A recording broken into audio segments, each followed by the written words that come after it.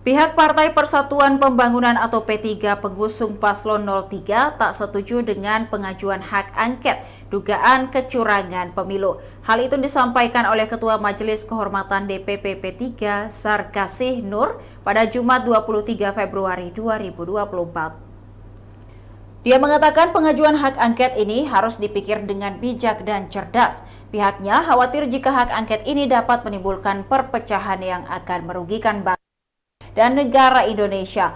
Majelis Kehormatan P3 mengingatkan kembali jajarannya agar kembali ke tujuan dasarnya, yaitu menjunjung tinggi kepentingan rakyat dan mengutamakan persatuan dan keutuhan bangsa Indonesia di atas segalanya. Sarkasih menyarankan kepada anggota DPR agar lebih teliti dan jernih dalam mengambil keputusan.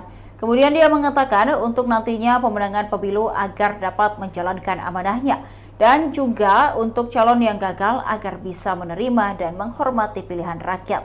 Sebelumnya diberitakan calon presiden nomor urut 3 Ganjar Pranowo mendorong parpol pengusungnya untuk gunakan hak angket DPR RI usut dugaan kecurangan pemilu 2024. Ganjar juga mengajak parpol pengusung Paslon 01 untuk mengajukan hak angket DPR. Mantan Gubernur Jawa Tengah itu menerangkan, usulan untuk menggulirkan hak angket di DPR oleh partai pengusung Ganjar Mahfud, dalam hal ini PDI Perjuangan dan Partai Persatuan Pembangunan atau P3, telah disampaikannya dalam rapat koordinasi Tim Pemenangan Nasional atau TPN Ganjar Mahfud pada 15 Februari 2024 lalu. Demikian Tribun Timur Hot News kali ini, saksikan berita lainnya hanya di kanal YouTube dan Facebook Tribun Timur.